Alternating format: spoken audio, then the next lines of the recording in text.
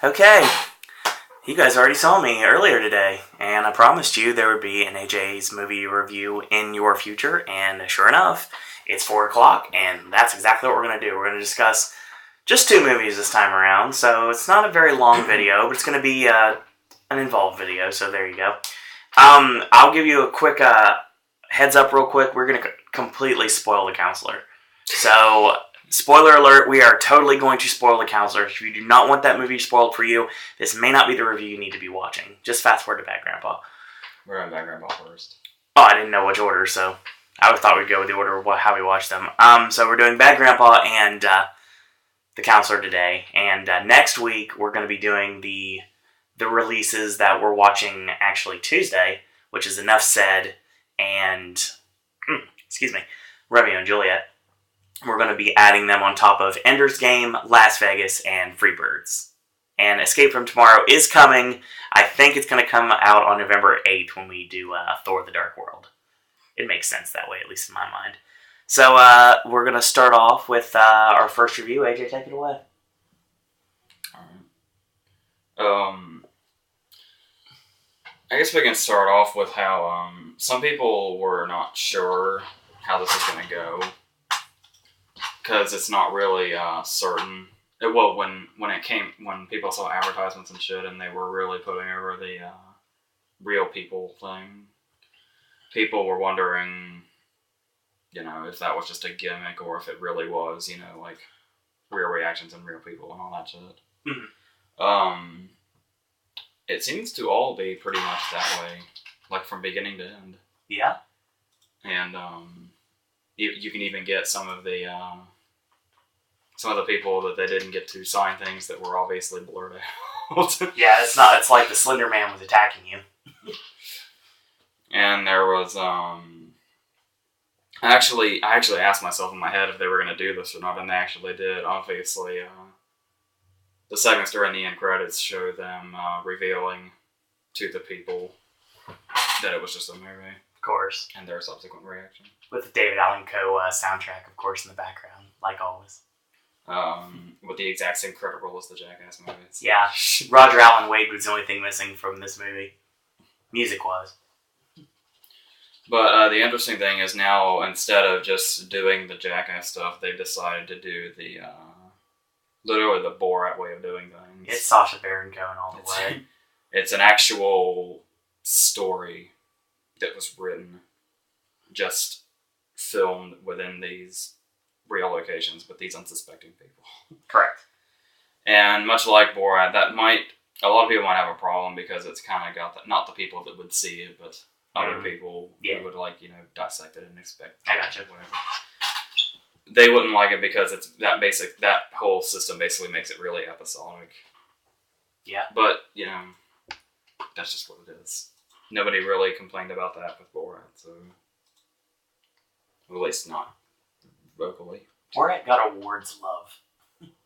Yeah, Sacha Baron Cohen, he almost got an Oscar nomination for Best Actor. He did get an Oscar nomination for writing it. Yeah. He and Todd Phillips, so all people. Yeah. But yeah, the only thing, a lot of people say, it's like, of course, this is me talking, and everybody knows the way I am. A lot of people think it's kind of a stupid thing to do, especially the stuff that Sacha Baron Cohen does. But all I can do is bask in and admire how fucking ballsy Knoxville has to be to do some of these things. And he's done feature films with acclaimed actors, and he still does this stuff because it's fun to him. Don't quote me or anything, but I can almost see a Golden Globe nomination in his future. I think it'll happen eventually. Like I said, Sacha Baron Cohen won the Golden Globe for Borat. And secondly, if you watch Knoxville's movies, he's actually a good actor. He really is. Actually watch his movies, you actually see that. And he does actually have to, it's kind of, there was one particular scene where I didn't know if it was supposed to be funny or not, where he's, I don't know if he had intended for when he leaves the bar for that guy to come out and follow him and tell him they'd take care of the kid and shit. And he just starts weeping really loudly. Yeah. As he's walking away. But then, you have those moments where he actually is, he's just sitting in the car by himself, and it actually does. They're actually not going for something funny. It's actually something serious, and he's actually having to act. Yeah. But he is actually having to act when he's in it too, because he's actually convincing all these people that he's playing Irving Zisman. He's not playing Johnny Knoxville in this movie. So, and there is the. Let me get this out there. Okay. This is another one of those problems that's been plaguing us for God knows how long now, and it just gets worse and worse. This is another one of those movies that suffers from. You're watching the movie and you enjoy it. Mm-hmm. You are enjoying it, of course, until you realize that you've already seen the climax. Yeah. The complete and total ripoff of Little Miss Sunshine. Yes. That's in the trailer is the big ending. Mm-hmm. And the joke doesn't really go farther than that. Like I said, you can't, that's what annoys me, is you can't blame the movie, because the movie already existed as is. It was the trailer that, it was the marketing that decided to make it, oh, by the way, here's the entire ending at the end of the trailer. There's a couple of things in the trailer that are kind of out of, place, and there's that ending is the ending of the movie, but it goes a little bit longer. Not much longer, but a little bit longer.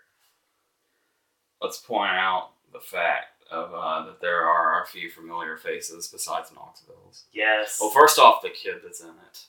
Yep. Was the kid that was in Fun Size. Jackson Nickel. Which probably nobody saw. It was that Trick or Treat movie from last year that had Gene Levy in it. And that's how Knoxville got into this movie with him, because, of course, our favorite line, get knee deep in some Pepto-Bismol. Elbow deep. Elbow deep in some Pepto-Bismol. Knoxville's not even credited in that movie. He basically, I'm reading this on Wiki, this is kind of funny. Apparently, he would just follow him around the set and assault him verbally while hitting him in the zipper. In between takes. Obviously, you can see... you'll notice this in the Jackass movies too, but obviously it stems into this as well. Mm. One of the writers and one of the characters that goes in with the story is Oscar-nominated director Spike Jonze. Spike Jonze loves this stuff, you can just tell. He helped write the screenplay. Who's now getting buzz for his movie Her that's coming out later. Yep. Oddly enough. They should have been released around the same time. That would have been trippy. Scarlett Johansson is not in this movie. And speaking of Spike Jonze's Oscar-nominated movies, I didn't know this, and I read about it, and then I kind of... Forgot about it? I didn't know the extent of it. Mm-hmm. I didn't realize I'd already seen it. When the controversy around what's real and what isn't, the main scene from the trailer that started this controversy was the funeral. Yep. Because you would think something about that has to be staged, and you don't know exactly what's what. Because clearly this dead person is a fictional character, but they somehow found these spectators to show up. I guess it was just like putting it over because we don't have friends anymore because they've all died. Probably something. Basically. The dead body of Johnny Knoxville's wife is played by Catherine Keener in makeup. Two-time Oscar-nominated actress Catherine Keener, who you probably know from the 40-Year-Old Virgin. And you don't see her. You see her as herself in the B-roll at the end of the movie. But other than that, no. Yeah, she doesn't come back to life or anything. Catherine Keener plays a corpse through the whole movie. It's like George Clooney playing a turkey on South Park. Yeah, my only way I can think of that happened is Spike Jonze directed Catherine Keener to an Oscar-nominated performance, and she owed it. Even though that was 14 years ago. It's like Affleck talked about in Jay and Silent Bob Strike Back. Should we go into some of the segments? Yes. If you don't want these spoiled, then you can go ahead and move on. But, which we're going to completely spoil the next movie, so this is like the lesser of spoilerific territory here. So there was... Because I hadn't heard about anything other than what was in the trailer. Because this movie only had one trailer the whole run of trailers. Yep. Usually have at least 3. Which was actually probably a good thing on their part. Yeah. Because this one trailer already showed, like, the fucking ending. So, they just didn't show any other trailers. We'll have a trailer discussion sometime in the near future, because I got a feeling there's going to be a lot to be said about trailers in movies very soon. Yeah, so spoilerific. I'm getting ready to talk about a movie that I completely read the script for months ago, and people tend to ask me, but it's like me and being asked about why I read scripts is like Tarantino being asked how he feels about on-screen violence and real-life violence. I'm just so fucking sick of hearing that same question. I will answer it once, and that'll be it. That interview he did where he says, "I'm shutting your butt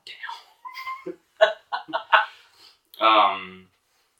There's one segment I didn't care for, and it's not that it wasn't funny. It's just it seemed out of place. It seemed like a bizarre idea, and it was out of place. And it tonally, it just, I mean, not that you can talk about tone with a movie like this because it just goes from one point to the other, but there's this random scene where it's kind of reminded me of Barry Badgernath's story in Beer Fest about why he doesn't play Pong anymore. Yeah. Knoxville's character tells a story of why he doesn't go fishing anymore. And it only lasts for like 30 seconds, this story that he flashes back to. And they're just, I don't know. I mean, another way where he stole the another South Park reference where he said, "I never ate fish sticks again."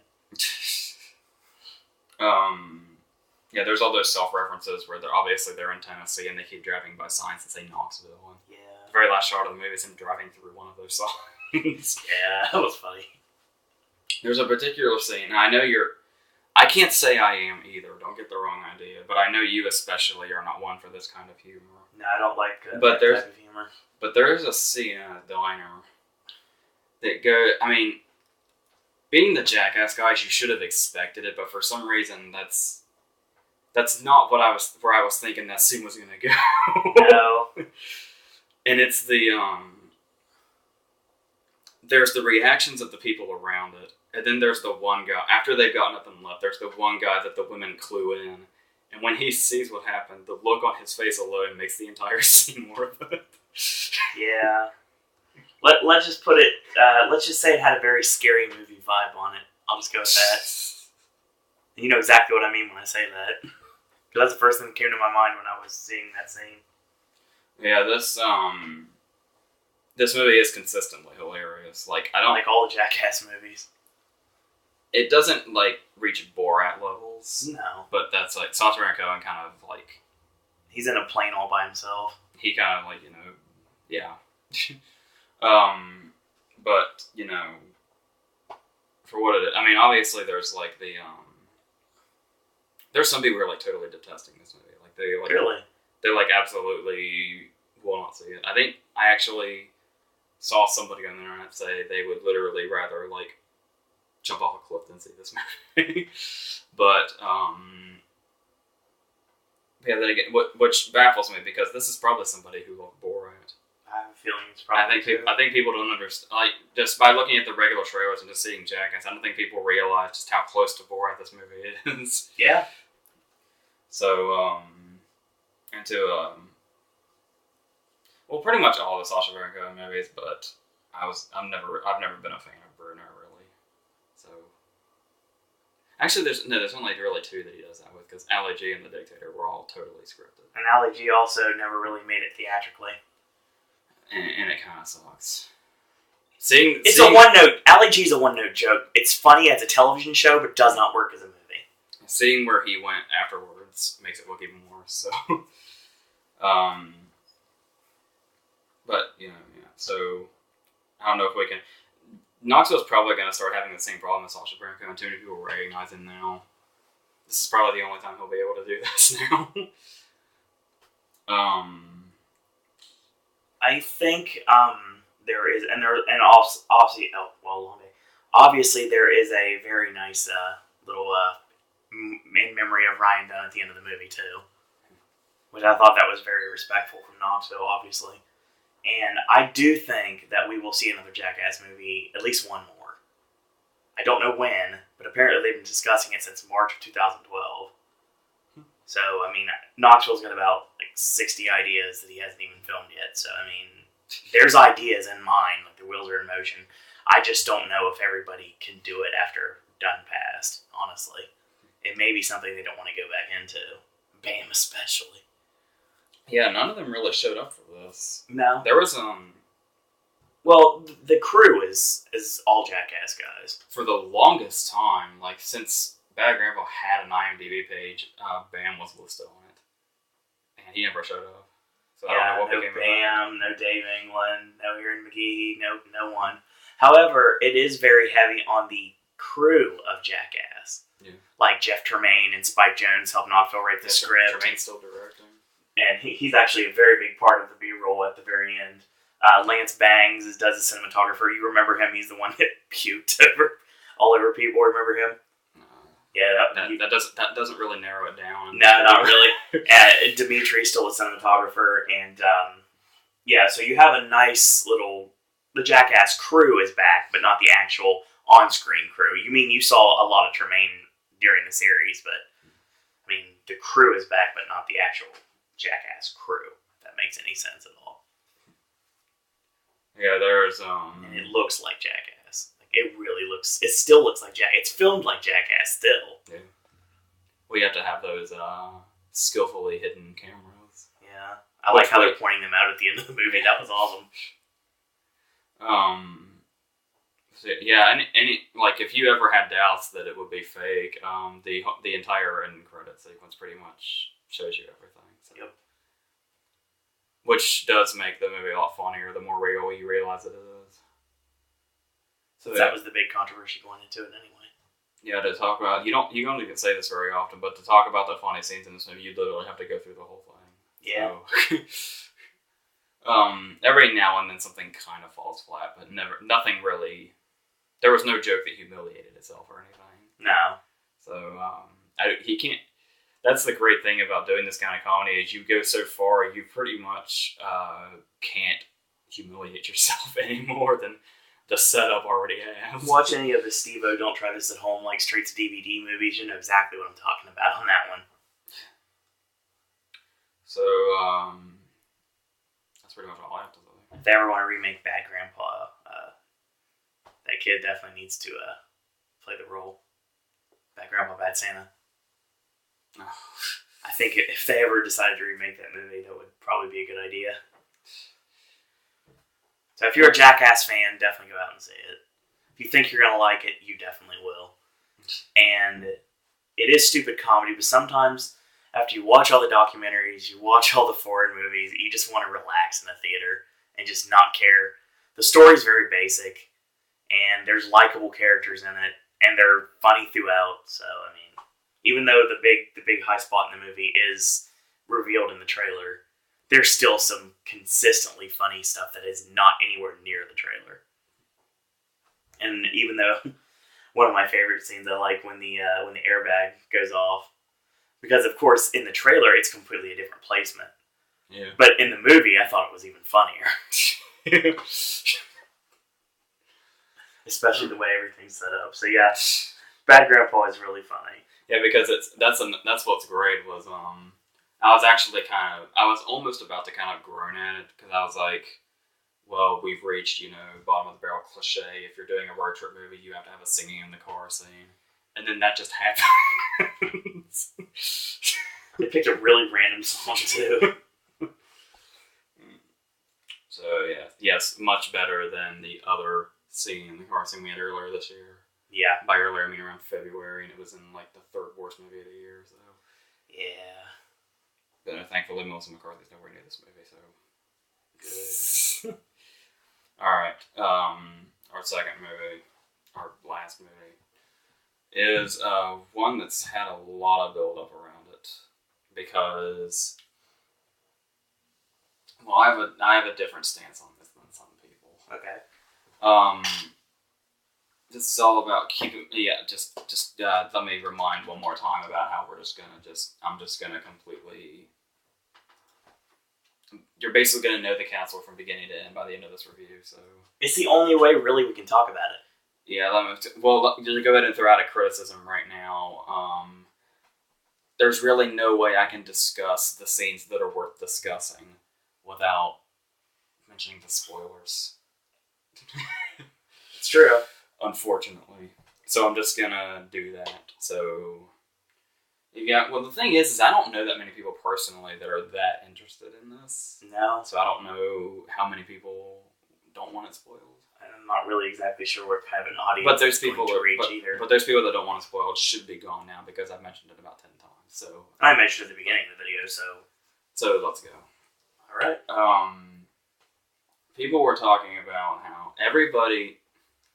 Ridley Scott has this fan base because he did Alien. He and Tony did a movie called The Duelist that has kind of a cult following.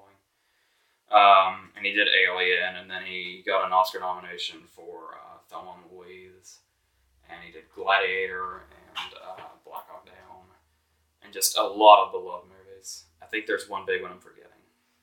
American Gangster and Prometheus come to mind. Well, I'm getting to Prometheus. Before his Russell Crowe phase. Scroll down. Blade Runner.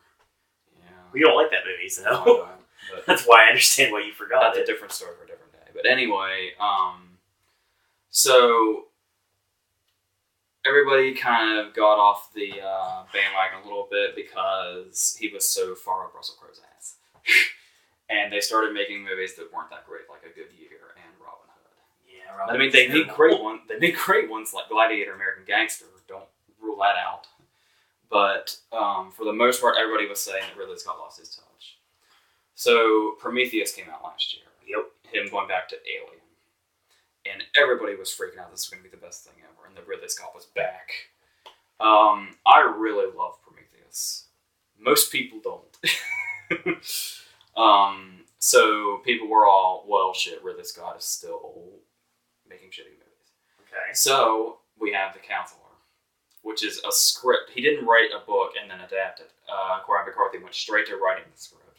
Obviously, he wrote No Country for Old Men on the Road and some book called Blood Meridian that apparently everybody loves. That's unfilmable, supposedly.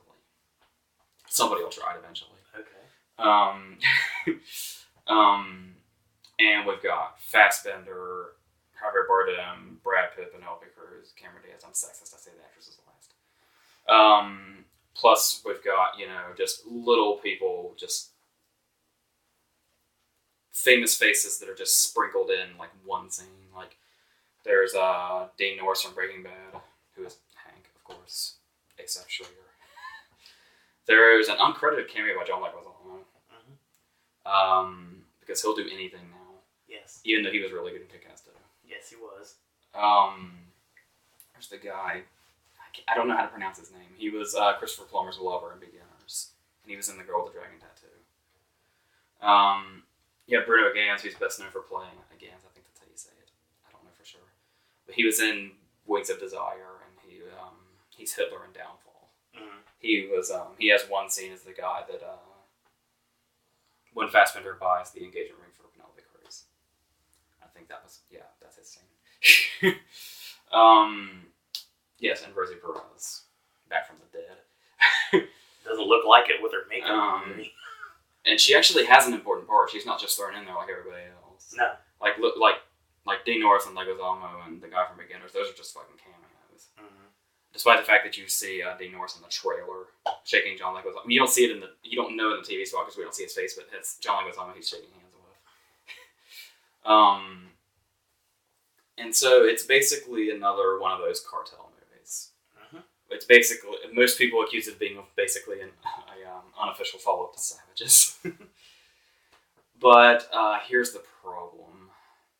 Obviously, No Country for Old Men is a masterpiece and one of the best movies in like the last 20 or even 30 years. Correct.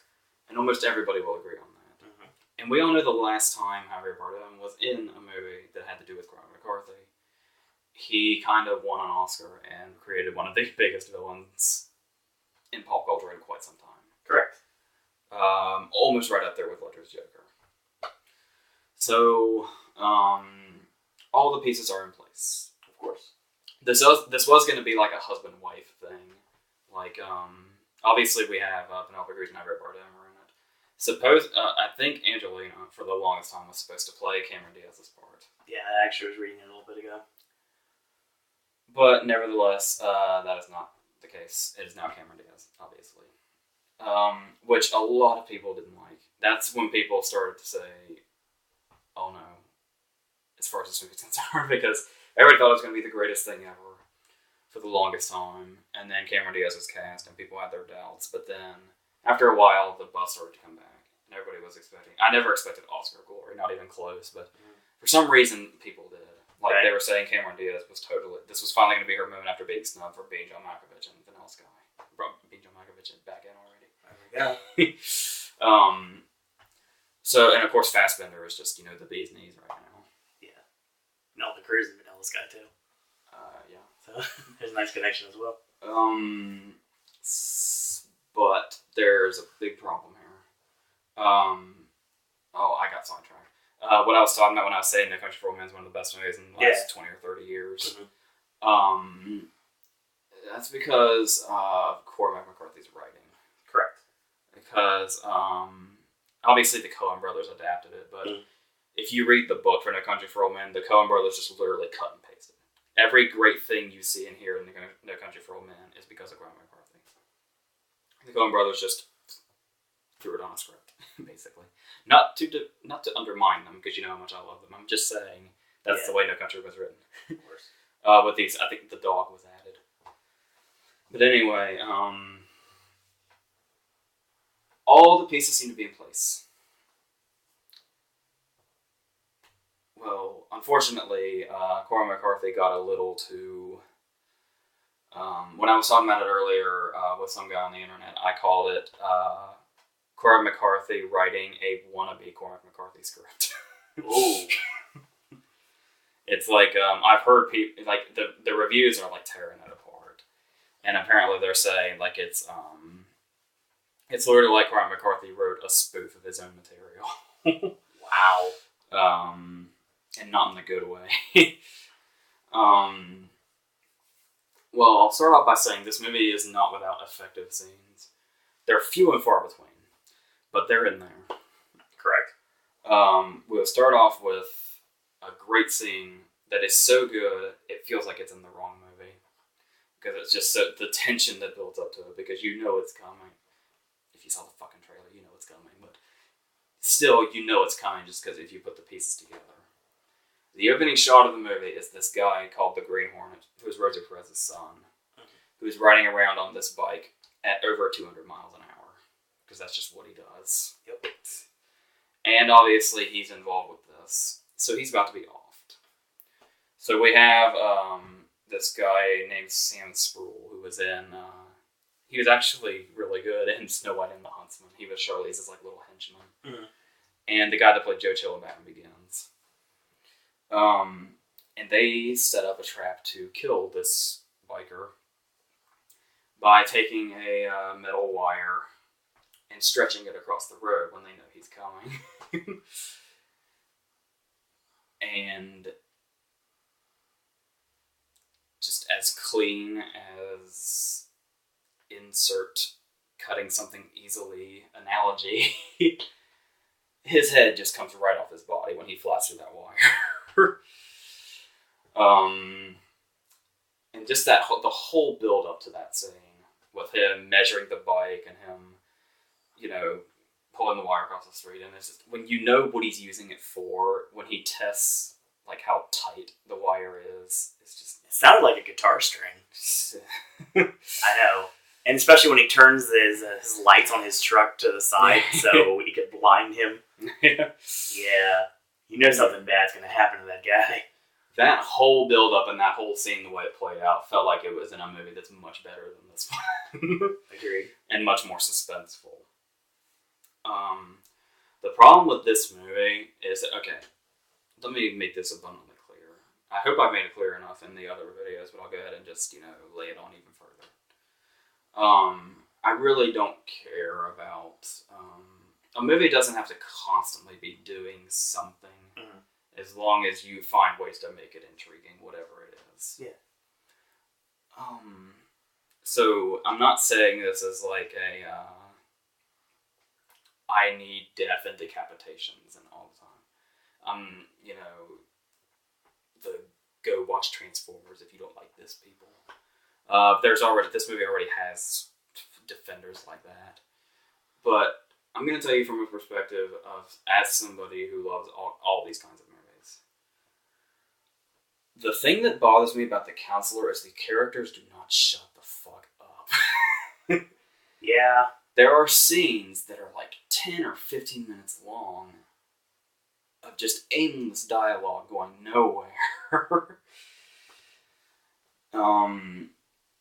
And it's just, they're trying to, I mean, I get, like, I have thought for a while that McCarthy was trying to be Tarantino. But the way Tarantino does it is there are scenes that are like 15 or 20 minutes long that are just dialogue. But there's like a building and a pacing to the dialogue. Yeah, of course. That's coming to a point that you might not know what that point is, or you might not know if one is coming at all. Mm-hmm. But a point does eventually happen. And the dialogue was the build-up. You get the same kind of dialogue, except not as good, I mean, in these long scenes, these long Tarantino-like scenes, but then the scenes just don't go anywhere. I mean, they're mainly used, the beginning scenes with Bardem are just like constant foreshadowing. Mm-hmm. Like when we learn what the burrito is and what it does. Yeah. So they can bring it back in one of the very last scenes, which we'll talk about. But there's this, okay, alright. Let me go ahead and put this on the table. I'm not going to complain because Cameron Diaz is fucking hot in this movie. Mm-hmm. Like, she's like, I don't always care for her much. Mm-hmm. But I'm not talking about her acting, unfortunately. I hope that doesn't come off too scummy or anything. But Cameron Diaz is very appealing in this movie. Great. I'm really, really not a tattoo person. Like, tattoos are like a massive turn-off. But the cheetah print all down her back, that's kind of awesome. Yeah. So, as you probably heard, surely you've heard by now, there is an already notorious scene in this movie where Cameron Diaz fucks Javier Bardem's car. Yep. No, we're not talking about the gear shift either. On the outside. Yes. And it's a funny scene the way he does it. It's notorious for what happens, but the thing that worked for me was the way Bardem described it and how horrified he is by it. And he compares what happened. Of all things, she's using the windshield. Mm-hmm. She's doing a split. And he compares her to those fish that suck up against the glass of an aquarium. Yeah. And this scene happens. It's a really long scene, too. There's a lot of dialogue in it, and we actually see the scene play out. I love the music, too. But I got a question for you. Honestly. My question to you is, what does this scene have to do with anything? I mean, there's a lot of the dialogue is foreshadowing, of course, and a lot of it, obviously, it's always good to like Tarantino's dialogue just has a lot of funny anecdotes in it that don't have to do with anything. Yeah, of course. But I mean, this scene is so built up and so notorious now. There's no point to it. I can't even think of the slightest sliver of what it would have to do with something later. I think it's supposed to just make her. I think it's as weird as it is to say this. I think it's her character development. Maybe they're trying to allude to the fact that she's not as I can't say innocent as she seems. Maybe, but she never comes on. No, she doesn't at all. That's the thing. That's okay. Let me criticize this for that scene. The problem with her character is I think they tried a little too hard to make her this vicious person. I don't know if it's Salma Hayek and Savages. Yeah, I don't know if it's Diaz's fault or if it's the writing. Could be a But combination. this character didn't convince me that she's as vicious and ruthless as she's supposed to be. No. As much as I hate to say it, that might actually have a lot to do with Diaz. I don't. We know she's capable of this because she was pretty. I mean, not to this extent, but in a totally different way, she was this ruthless and vanilla guy. But very bad things. Yeah. Yeah, that's a totally different situation. That was just the evil wife. Yeah. This is like, she's still ruthless though. This is like you have to be really vicious to survive running like cartels and shit. Yeah, of course. But yeah, like you said, she's basically Elena and Savages. Exactly.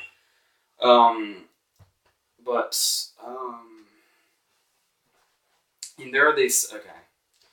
Now explain this one. Okay. All right. There are the best description I read was that he's a middleman. Brad Pitt is this character named West Ray. Mm-hmm. And he meets up with Fassbender, and they talk about what's going on. I mean, I suppose it works well because it makes him a really mysterious character. Mm-hmm. But he's got like this awesome, cool way about him. Like Brad Pitt was the perfect casting. Yeah. But who the fuck is he, and what exactly does he do? Like, what is his job? He may work for both sides. And how is he involved in this? We never even remotely get a sign of what exactly he's part of. He's just here to provide us for important information that we need. I have no idea who he is. Like, I think it's up to your interpretation. I think that may be where he was going with it, which I know you love that so much. Maybe he's just he's just like this mysterious informant. Consigliere, maybe? But anyway, I guess we'll talk about performances. There's, okay. Take it from this.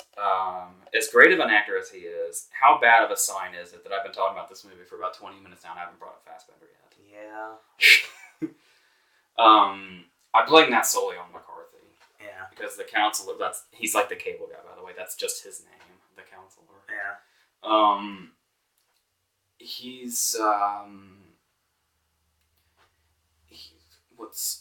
trying to think of an example of this.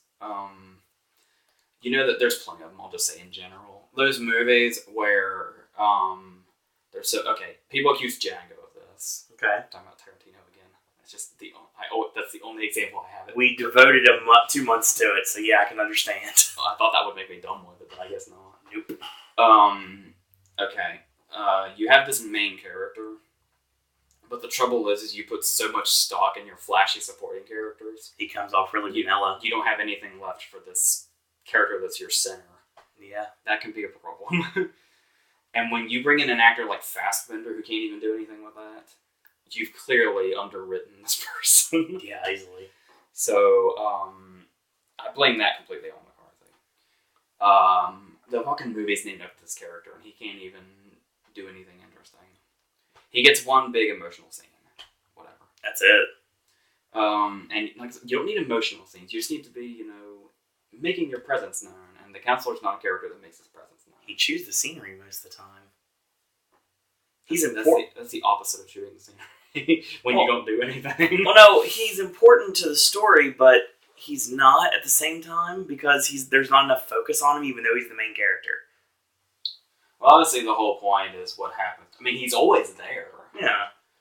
He's just there. Yeah, he does nothing, really.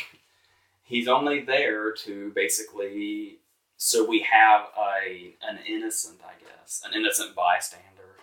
Yeah. That is destroyed by what happens with this one little delivery. Of course. Because that's how the cartels work. Yes. And you have Penelope Cruz, Oscar winner. 1 of 2 in this movie. Yes. And plenty of nominees, but only 2 winners. And her husband's the other one. But the thing is, Penelope Cruz is that character where you have a main character that you need to be in distress and in trouble. Mm-hmm. So you have to have something that he cares about that you can hold as collateral. Obviously. That is the extent of Penelope Cruz's part. Yeah. You literally could have made her an off-screen character. Yeah. Like, you could literally have, like, the counselor get phone calls from somebody we never see. And we can just assume that it's his wife, that he loves very much. All he has to do is say that in dialogue. That's all it takes. I mean, all these characters fucking do is talk to each other. So he could mention this in dialogue. Hey, I have a wife that I'm absolutely insane crazy about, and I just proposed to her, and we're going to get married, and life's going to be awesome. Yeah. After all this blows over. And you would have not have had to shell out the money to hire Penelope Cruz. True. Or any actress. And then, since we're in spoiler territory, obviously, surprisingly ballsy on their part, something horrible happens to her. Mm-hmm. Spoiler alert, she's decapitated in a snuff movie that's set to him. That we never see. Yeah. Of course. Because they don't want that in 17. And that's another thing about this, is he doesn't, we see him watching the snuff movie. No, wait, no. That was the script. In the script, he watches it. In the movie, he doesn't. He just sees the disc that says, oh, an exclamation point. It's all friendly. And he starts to freak out. Yep. But regardless, what I'm saying is, we never see this movie of her being murdered. Nope. So that would only add to the fact if she was never a character on screen to begin with. Plays do that all the time. Have these extremely important off-screen characters, like the mother in Killer Joe. We never see her alive. That's true. And the whole plot revolves around her. You could have literally made Laura an off-screen character, and she would have served exactly the same purpose and had the exact same impact as being played by Penelope Cruz. Yeah. Because the whole dialogue between her and Cameron Diaz is pointless. Yep. Her going to confession with that priest, that's totally pointless. So these scenes are thrown in for comedy, but there's no purpose to them at all whatsoever. And now there was, with the script having been out for so long, a lot of people already know about this one scene. If you watch the fucking commercials, you've seen it. Yep. This bolito that's been getting built up is this weapon. It is a saw trap. Yeah. It is easily a saw trap. It's basically a metal noose that's a wire that's attached to a battery-operated motor. And an assassin can throw it over your head and start the motor and take off, and nobody sees him. And you can't cut through it. It's made out of made out of the same shit Iron Man's suit's made out of. We'll go with that. He said alloy. Yeah. So, and then this motor causes it to tighten. The more you pull at it, the more tight it gets. And then we are informed that once it gets to 0, it completely confines itself and your head comes off. Yeah. But you cut your carotid artery first. And you bleed to death first anyway. Yes. As Barden tells us. So, one of the last scenes of the movie is, of all people, Brad Pitt is the victim of this thing. And he even gets his fingers caught in it too when he tries to stop it. And they get taken off too. Yeah, that's similar to a kill in the first season of Boardwalk Empire. And that's that pretty much. It's very that's like scenes like that and the wire scene. It just is aggravating because they just feel because they're so intense and suspenseful. Yeah. And hard to take. You expect that they're from a totally different movie than this movie where all the characters do is talk about the shit that happens to them that has nothing to do with the plot whatsoever. So, and there was Bardem's death scene, which was actually more intense than the script laid out, so that was interesting. That headshot wasn't in the script. Then there's but there's just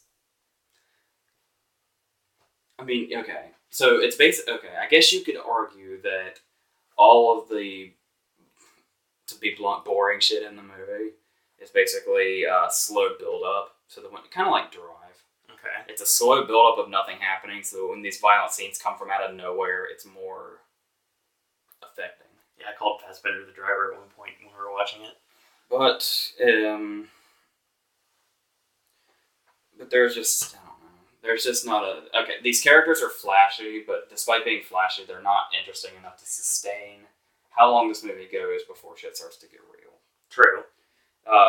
The only person I couldn't take my eyes off was Bardem. Because just... He is one of the best actors alive right now because of the way... When I was reading Reiner's lines in the script, I was bored because he was talking paragraphs at a time. But I kept telling myself, well, Harry Bardem's been cast. I can only imagine how he'll think to deliver this. If you watch Skyfall or No Country or any of his other movies. Even Beautiful. Yeah. He has this... Victor's in Barcelona, too. Yeah. He has this way of... His cameo in Collateral, even. Oh, yeah. He has this way with dialogue where you can see the dialogue on the page, and he will think of a way to deliver that dialogue to make it great. Somehow, some way. And it's not really a way you would... It's like he's intentionally going a way about it that you would not think of to deliver that line. And he's like that in every one of his movies, so that's just like... He could not be in enough movies. Like, just put Harry Bardem in fucking everything. No problems with that. So, there's that weird ass scene where he's like dancing in that club.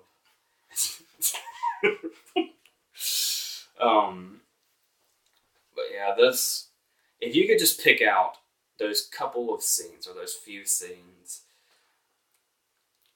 and shape a much better, more suspenseful movie around them. See, that's the problem, is this movie is so suspenseful when it reaches those points.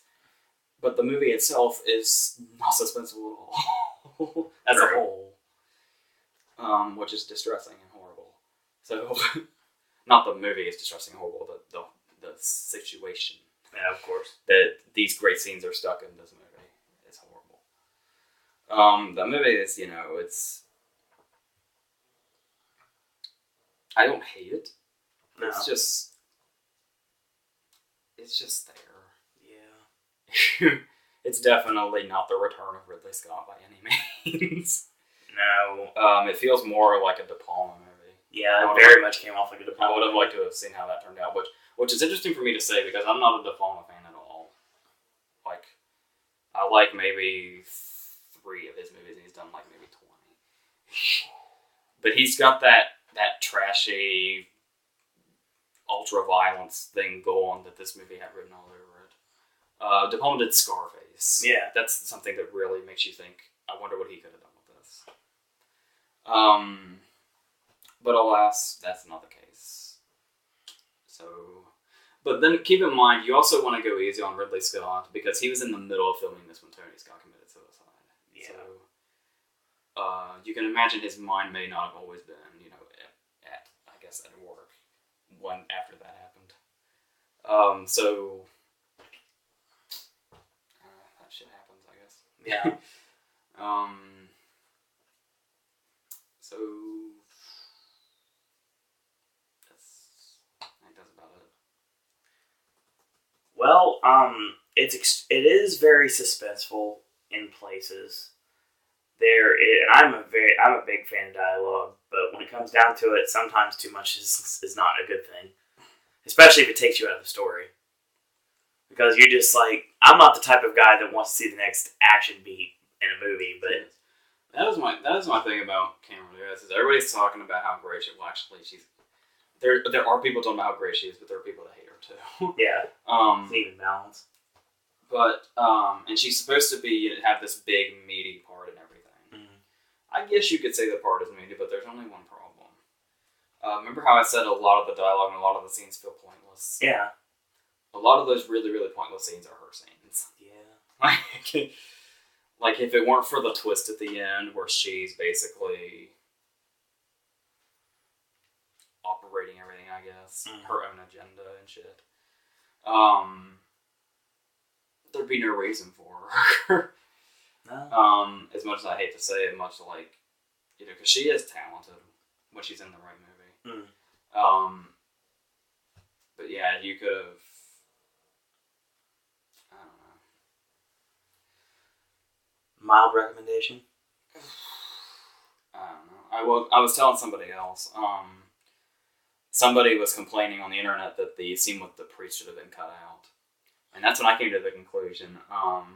Most of this movie feels like you're watching a long reel of deleted scenes on the DVD.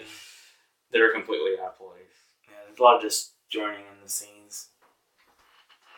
So, that's kind of a bummer. I didn't really know. Since I had read the script, I was prepared for something that was not what the trailers made it out to be. Yeah. But I had worry because I was bored reading the script. Yeah. So I was bored. But, I was thinking, we got Fassbender, we got Javier Bardem, they can, deliver. As we've learned so many times, great cast is going to make a great movie. Brad Pitt. Yeah. Brad Pitt also has that way of delivering his lines, too. But Bardem is like the king of delivery.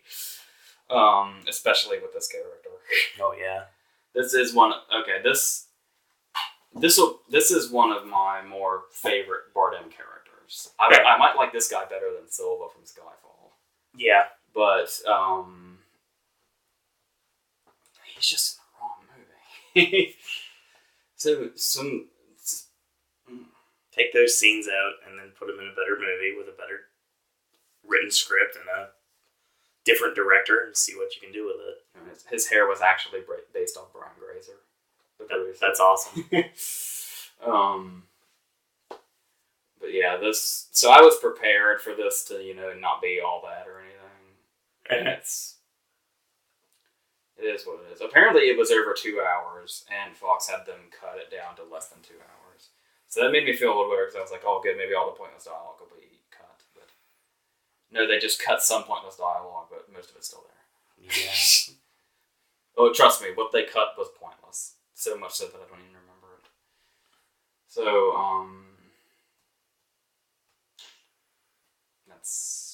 that's the counselor in a nutshell. Okay, so like I said, we have a big night ahead of us. Actually, in about 45 minutes, we're going to be heading off to Athens to watch The Exorcist and Rosemary's Baby theatrically. And of course, you're going to be getting 2 verses this week. Our final October verses, our final scary theme verses. Cryptic comments are Outer Space tomorrow, and the other verses, the final verses of October is verses. So yeah, this is if AJ looks a little sleepy, there's a reason for that. This has been constant working on this verses and getting it all ready to go. So I will say right now that the finished product will definitely be worth everything to everybody. Trust me. So AJ, any parting thoughts about Bad Grandpa the Counselor before we go home?